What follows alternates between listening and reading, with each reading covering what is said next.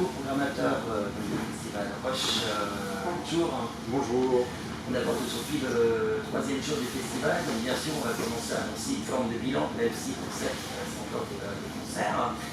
Et première question quand même, pour me familiariser un petit peu avec la personne, quel est ton... Alors moi j'ai commencé à organiser des concerts en 1989 à Calais, dans le Nord. Et puis j'ai trouvé ça formidable. Plutôt du rock alternatif à l'époque. Et puis après je suis passé par l'Europe dans tous les États et la salle d'abordage à Évreux pendant une dizaine d'années. Et c'est là que vous avez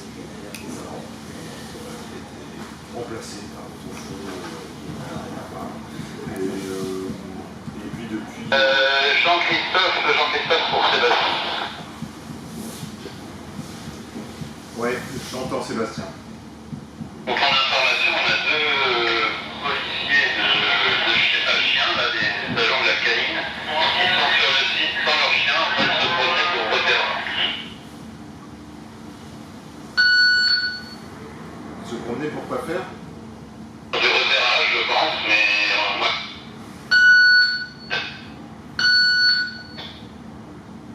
Ok, d'accord, ça marche. Merci.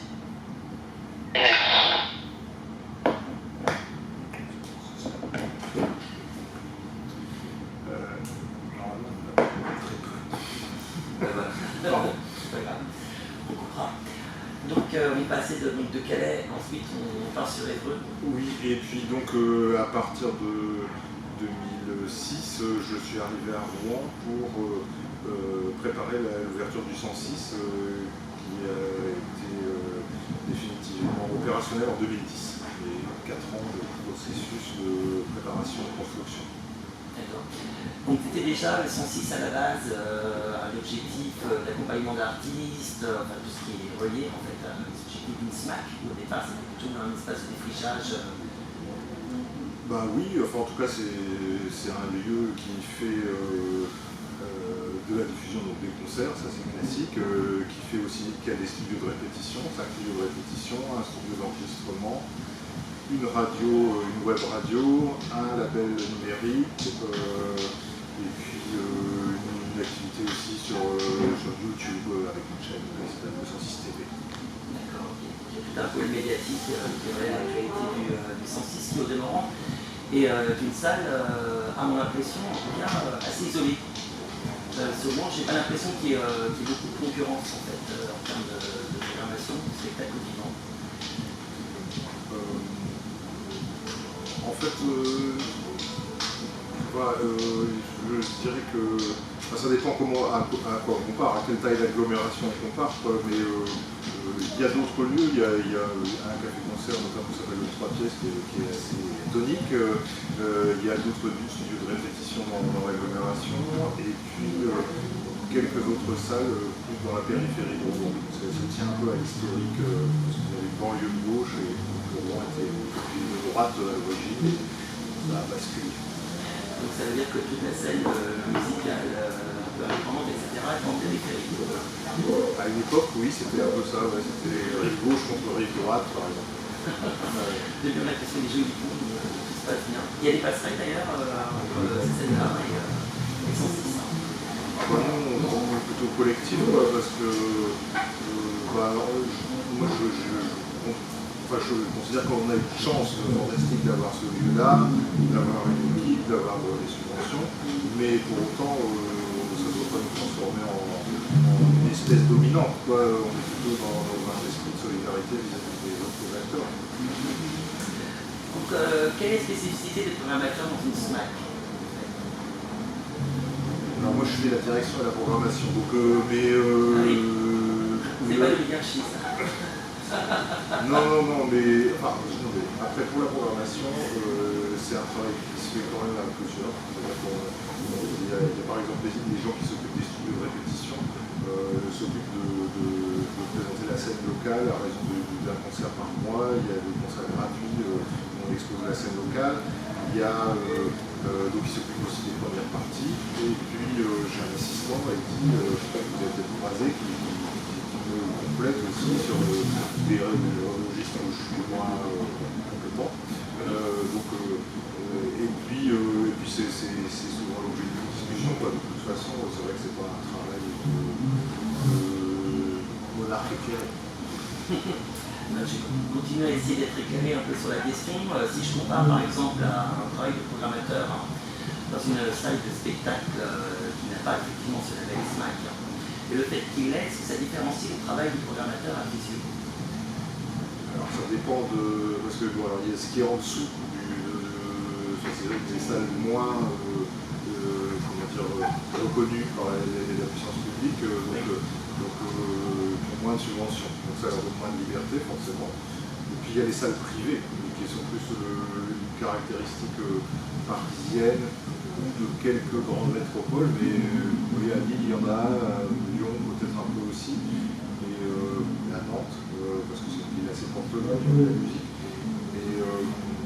Donc chaque système a ses contraintes, mais la particularité d'une scène de musique actuelle, en tout cas, c'est d'être productrice de 90% de sa programmation. Donc ça veut dire qu'on maîtrise nos choix, à la différence d'un Zénith qui n'est qu'à louer, par exemple.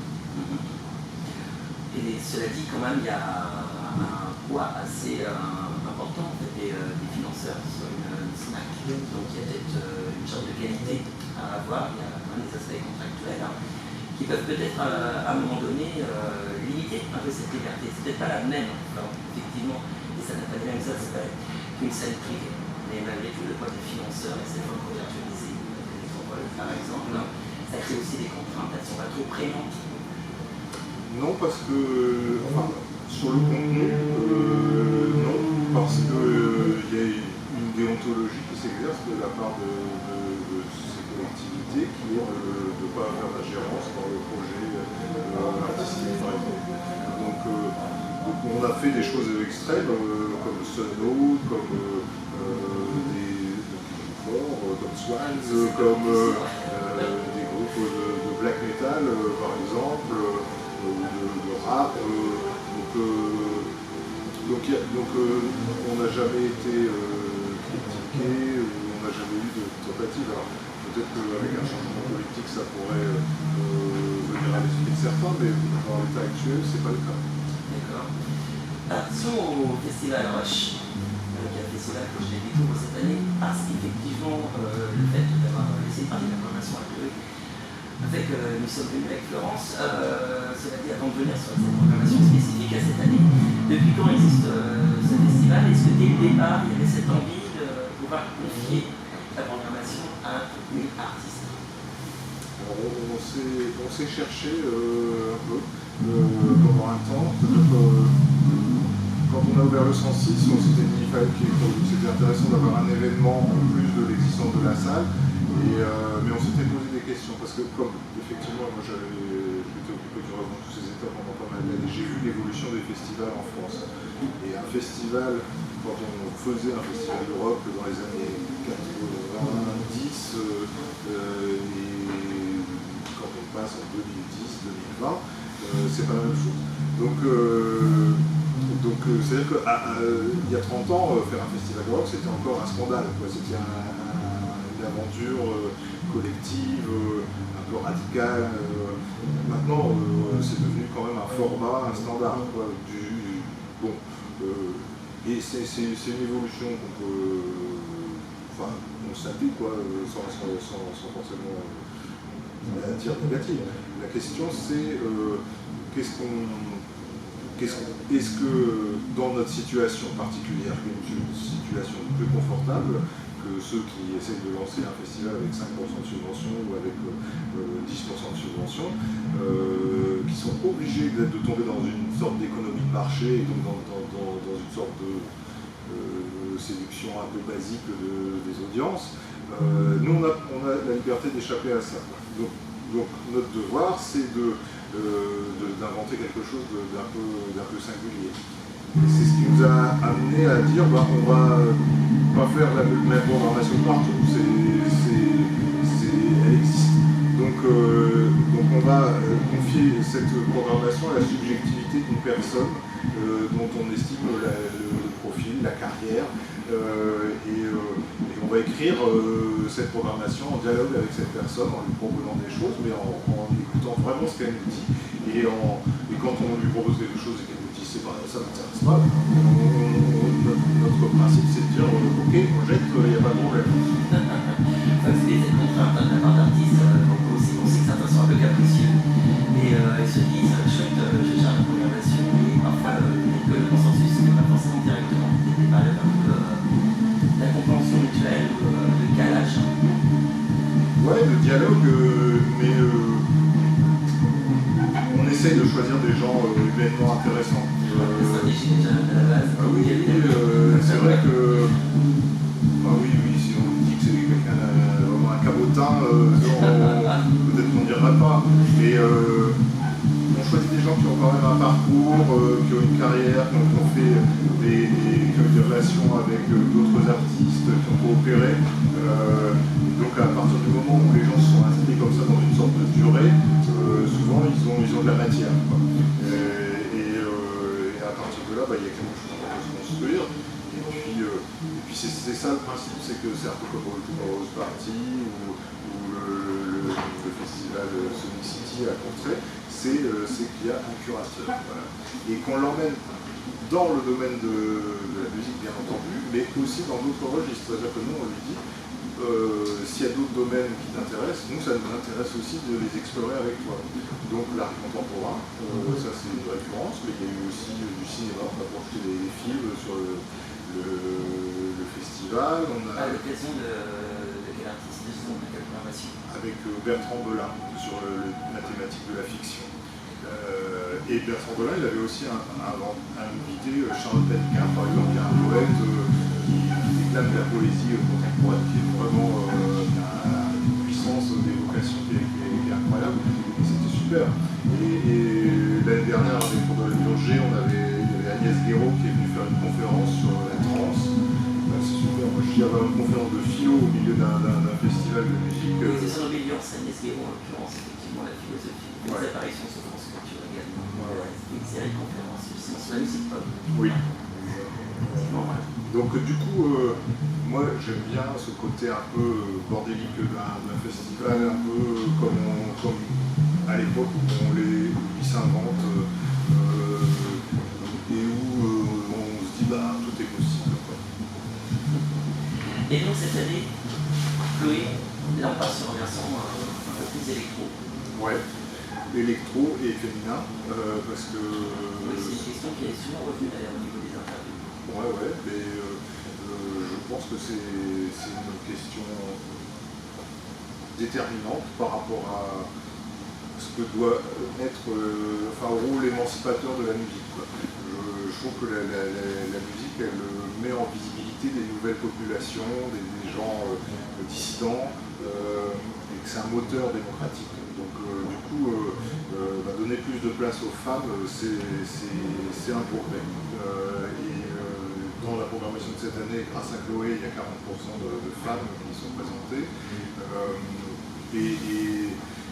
Donc, après, c'est pas une revendication fondamentale de sa part. Elle n'a pas dit d'emblée, direct, je veux ce quota. Mais ça s'est fait de cette manière intuitive. Et puis après, il y a le contenu aussi, bien entendu. C'est-à-dire que Chloé, c'est une esthète et tout ce qu'elle nous a proposé était intéressant. Ce qu'elle a retenu dans ce qu'on lui proposait nous paraissait aussi séduisant. Donc il y a un accord qui s'est trouvé, quoi, une sorte on a trouvé une vibration commune. Et puis donc effectivement c'est une musicienne électro. Donc ça c'est une couleur qu'on avait abordée de manière un peu légère sur les programmations précédentes, qui avaient des couleurs un peu différentes, plus musique du monde, ou un petit peu hip-hop, aussi rock, mais c'est ça un peu moi j'ai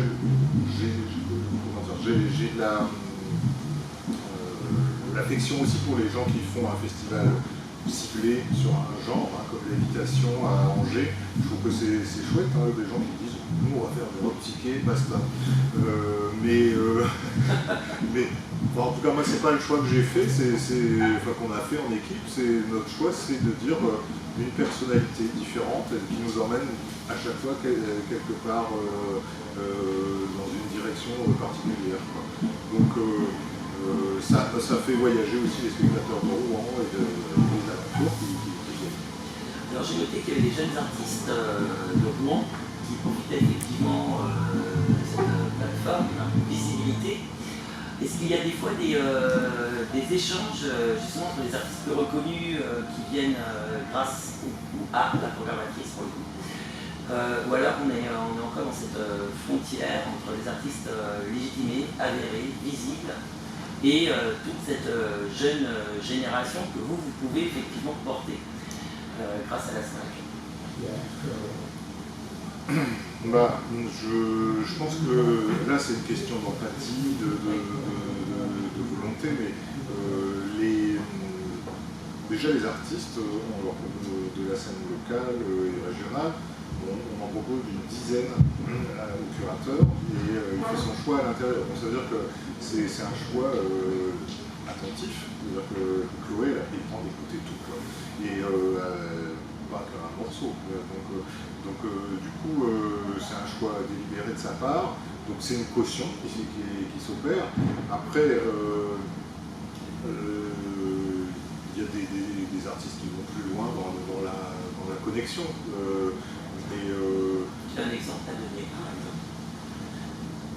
Je pense qu'il y a des... Enfin, en tout cas, Rodolphe Berger, par exemple, il a assisté à rigoureusement tous les concerts, il parlait avec les gens. Après, c'est des traits de personnalité, t'as des gens qui sont plus ou moins causants, plus que d'autres. Mais moi, je respecte Bertrand Belin, je l'adore comme personnage, mais c'est vrai qu'il a une distance, quoi. Même s'il est rigolo sur scène, humainement, c'est quelqu'un qui a plus de distance. Mais après, voilà, le travail de connexion, je pense que c'est un travail de long terme qui consiste à fabriquer du maillage autour d'un projet, quoi. Du maillage vertueux, où il y a des bonnes personnes qui s'agrègent, et puis tout ça finit par produire des choses, quoi. Donc nous, notre activité, elle génère beaucoup de travail pour plein de gens qui travaillent à notre bar. Il y en a plein qui étaient sur scène et qui travaillent au bar parce que ils vivent aussi grâce un peu à notre activité. Il y a aussi des gens qui passent par la case artistes et puis qui deviennent plus techniciens parce que ils estiment que leur potentiel artistique ou leur devenir artistique est limité, mais ils continuent d'être dans le milieu musical et ils sont porteurs de quelque chose, c'est-à-dire ils aiment le son, et donc ça crée une richesse dans un territoire d'avoir tous ces gens qui ont pris de la compétence, quoi. Et ça s'additionne. Et puis ça s'additionne, et quand on est très bon sur un territoire, par exemple Mankins, il a fait, avant qu'il y ait un label anglais qui s'intéresse à eux, avant qu'il y ait une agence de production nationale qui s'intéresse à eux, il a fallu qu'ils sortent des sons qui sonnaient vraiment, quoi. Et ça a été fait en local. Donc voilà, il y a une convergence de la qualité. À ce festival Arche, qui a commencé il y a 2 jours, lentement, avec un versant presque a cappella. Ouais.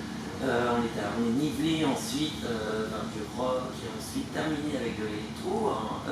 Là, on avait quand même une diversité de choix musicaux qui sont bien sûr faits avec Chloé et évidemment votre équipe. Quel bilan tu en tires pour l'instant, même si c'est pas terminé? Quel est ton regard bienveillant? Il y a une phrase de Michael Davis, qui est le directeur historique du festival de Glastonbury, le piano sur le bal. C'est-à-dire que il y a toujours, dans une aventure humaine comme ça, il y a toujours des petits trucs qui clochent par-ci par-là, mais globalement, moi je vois la direction que ça prend, je vois le plaisir de mon équipe, le côté, la fierté de faire quelque chose de singulier. La scène qui tourne là du haut-parleur, c'est quand même un truc rigolo, il y a pas grand monde qui fait ça.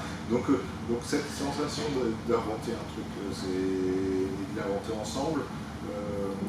Et puis de pas faire le truc bateau. Oui, ça fait partie de ça, quoi. Donc moi, je pense qu'on construit. Mon objectif, c'est d'ouvrir des perspectives. C'est ça, c'est de dire, voilà, il y a des choses qui sont possibles. Ça nous appartient. C'est notre vie en ce moment. On va faire des choses. Depuis le début, c'est ça mon moteur. Quand j'ai commencé à organiser des concerts, je travaillais dans une MJC, les gens qui étaient là, ils aimaient le rock, et moi je folk, Dylan et tout ça. Mais je découvrais que ces gens-là, ils avaient une connaissance universelle de leur truc, et de se dire, bon, ok, on y va, on va faire un truc.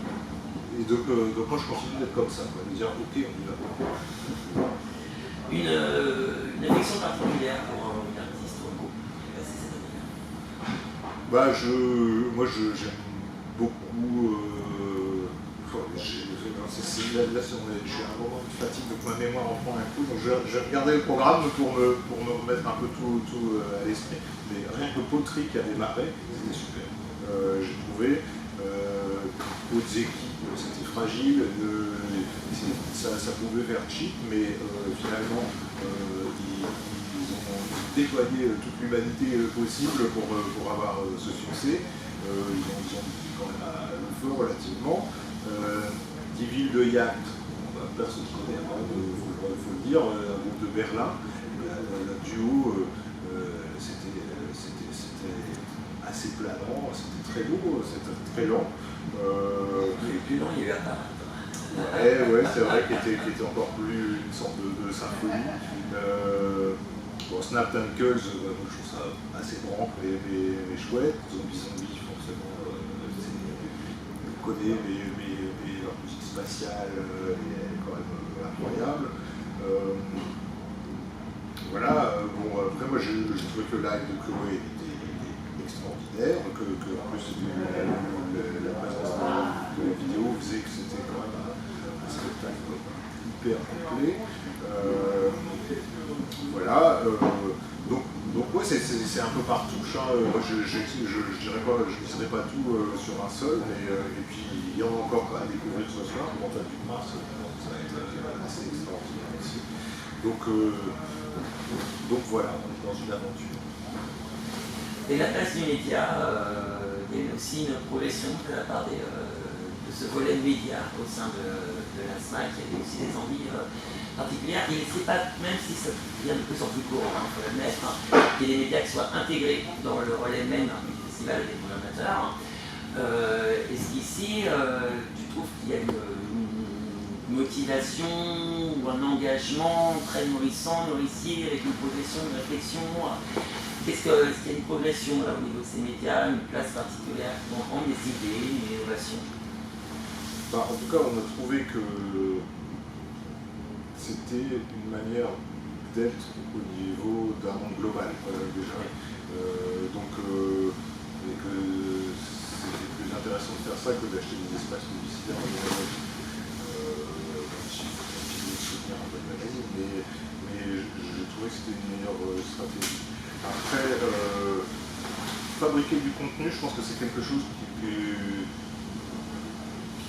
paiera à long terme. C'est-à-dire que tout ce qu'on archive comme mémoire de la musique d'aujourd'hui, ça va constituer une banque d'informations considérable quand on y regardera rétrospectivement. Donc c'est des trucs dont on n'a pas toujours l'exploitation directe et instantanée, mais moi j'aime beaucoup travailler à la Nomax, comme musicologue, et je trouve que ça s'inscrit vraiment dans cette idée de collectage et de la mémoire collective sur la musique.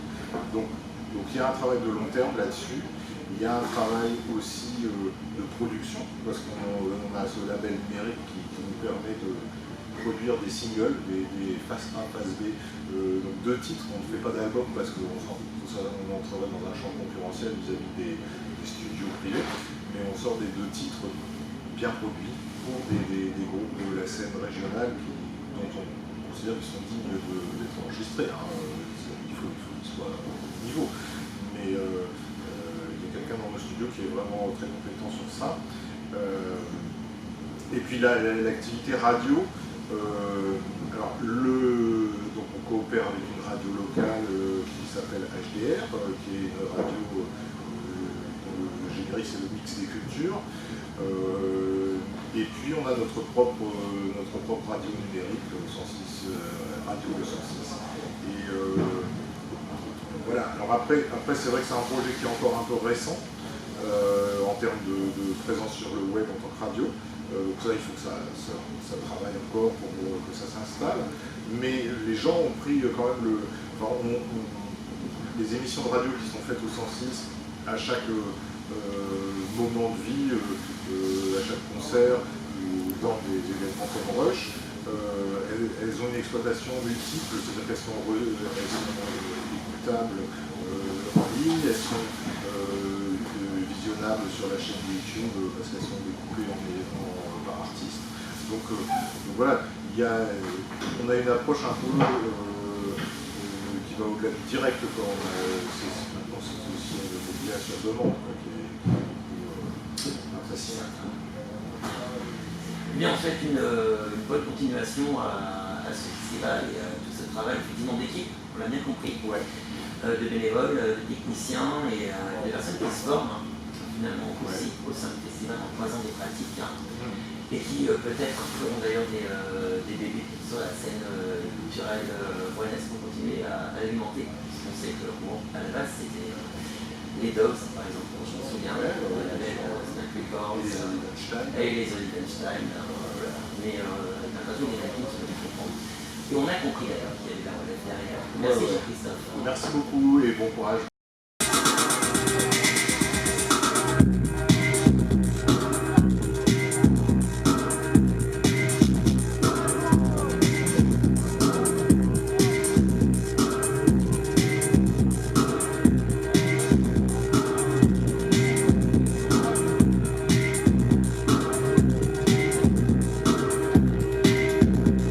Nella mia mente, sulla mia pelle,